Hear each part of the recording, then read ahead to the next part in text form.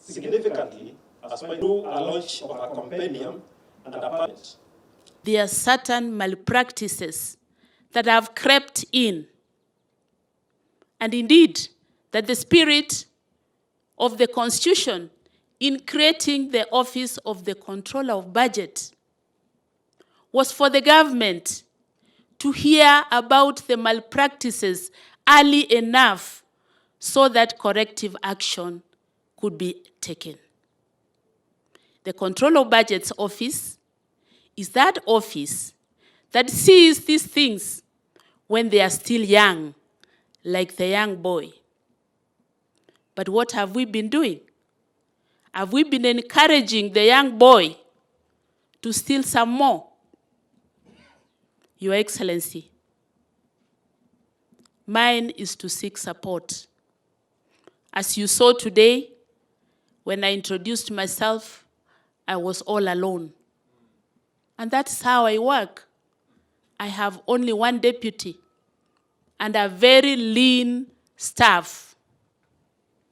When you hear the counties complaining that their requisitions have delayed, it is because we are very lean on the ground. Please support this office. Give us staff and give us resources. And just like the Auditor General said, we will see these things when they are young and we can nip them in the bud.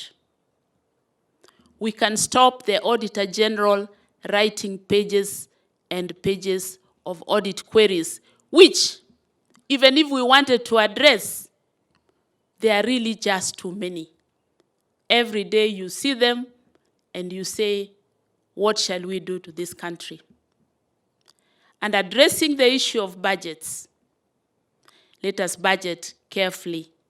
Chairs of commissions, please advise those that you oversight to be serious about the budgeting.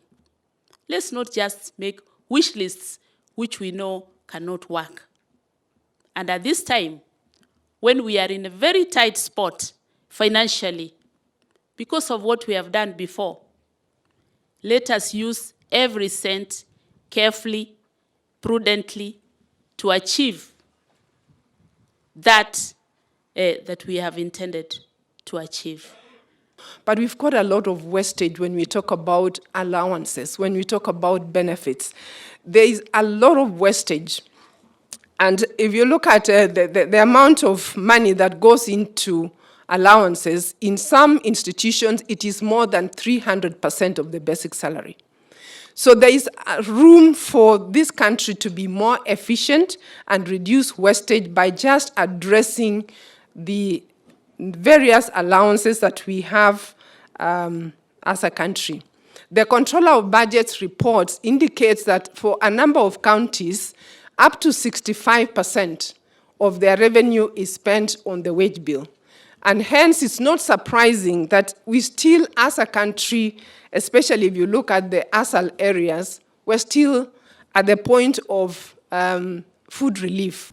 Over the next 3 years, we must reverse this and go back to the situation where government contributes to the national saving efforts by keeping recurrent expenditure below revenue. To this end, I have instructed Treasury to work with ministries to find at least 300 billion shillings in this year's budget so that we can remove it, because the market cannot sustain the kind of borrowing we are doing as government.